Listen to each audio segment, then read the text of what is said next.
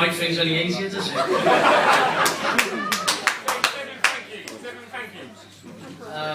I thought I wasn't particularly worried about this tonight, but things seem to change. Excuse my chef language, but I'm bricking it. Just to clear something up, I believe there's a bit of a bet going on table 10 over here about how many thank yous there's going to be tonight. So thank you, and thank you very much. So let me actually start the proper speech. Thank you. Thanks. Queerly beloved.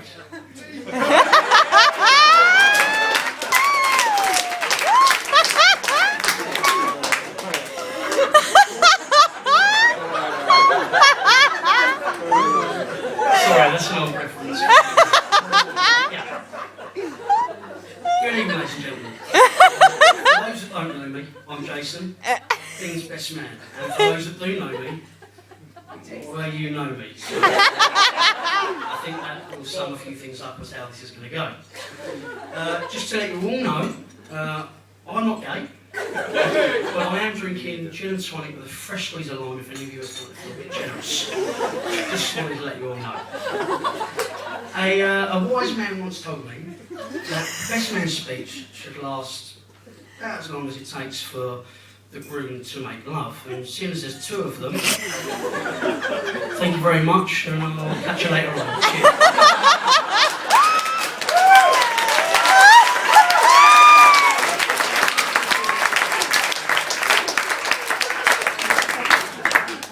No, really, that's it. Right, so I first met Dean working together at Berkeley Hotel, where we both became good mates along with a few others here today, and we also lived together at High Elm up in Hampstead. And I know there's a lot of people here tonight that have connections with High Elm in Hampstead, maybe in some good ways. Dean was very generous during his time at High Elm and used to work behind the bar there. Always getting rather happy with pouring the measures. Anyone would think he was trying to get me drunk and a few other lads. He also used to be very generous when it came to giving someone a bed for the night. As long as they could squeeze in through the window and they left sharply before we had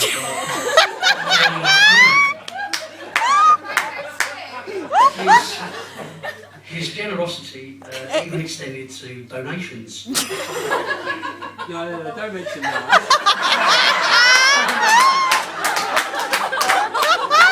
That was both of us together, so don't put yourself in. At a very special bank.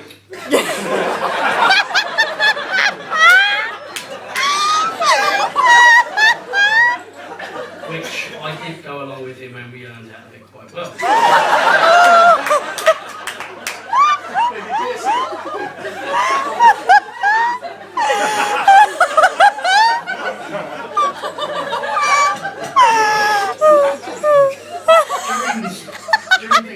As a chef at Claridge's, he became part of a small group which included myself and a couple of other people that are here tonight that used to enjoy going out after work to any club or bar that would let us in most nights of the week.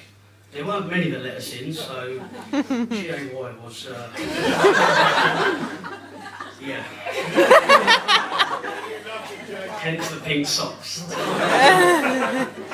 It even got to the point where our executive chef Martin, who's over there right now, called a meeting. No, I didn't. I never did that. I'll leave you to go where you want to go with that. He called a meeting of all the chefs, asking there was a small group that needed to calm things down a little bit. As his words were, burning the candle at both ends, in the middle, and in between that.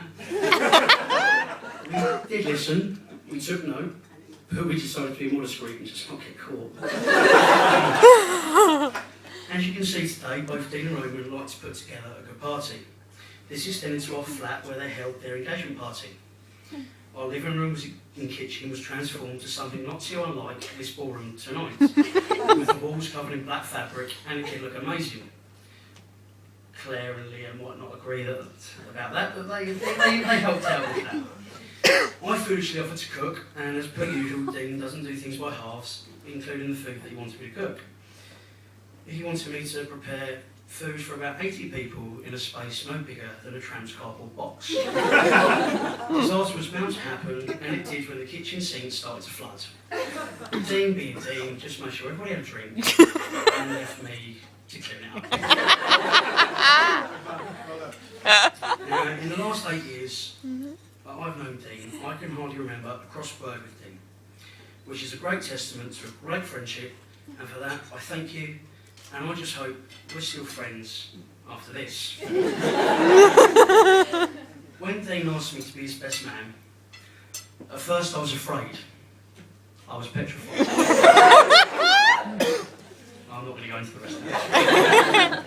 Well, I spent the best part of a year worrying about this speech, and then about 2 weeks ago, it suddenly came to me. Nobody else could stand here, where I am right now, and feel more proud and more honoured than me to be able to represent Dean today. He really is.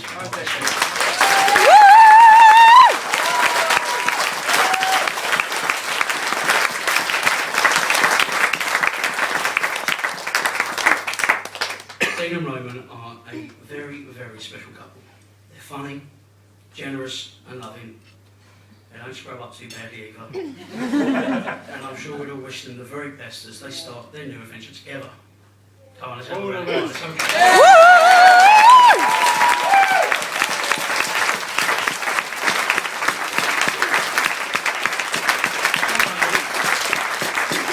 Heart down. Now, I think that's enough soppy stuff. It's back to embarrassing Dean. Now, there was 13 of us that went to Magaluf on Saturday. Now, there's a few things happened. We had a great time. We relaxed. We sat by the pool. We went out and had a couple of shandies. Now, there's something I need to end this speech on, because I am done. I'm not going to go on too much longer, because I know we all know a dance. But there's something I need to give Dean. Now, this is something very dear to Dean, that due to unforeseen circumstances, he lost on his stag do. Now,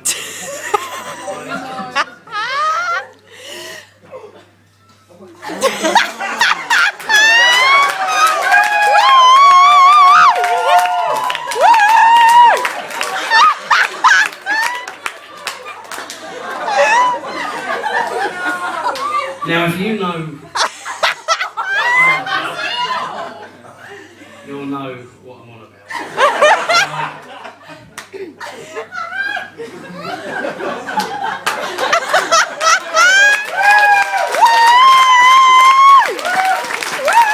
you want to know any more about why Dean has a pair of Aussie bum boxers,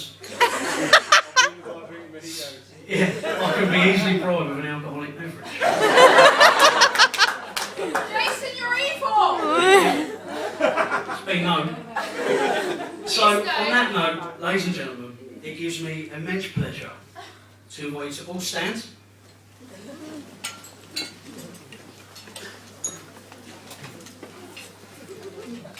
Raise your glasses in a toast to Dean and Roman. We wish them a lifetime of happiness. To Dean and Roman. Dean Roman. To Jason.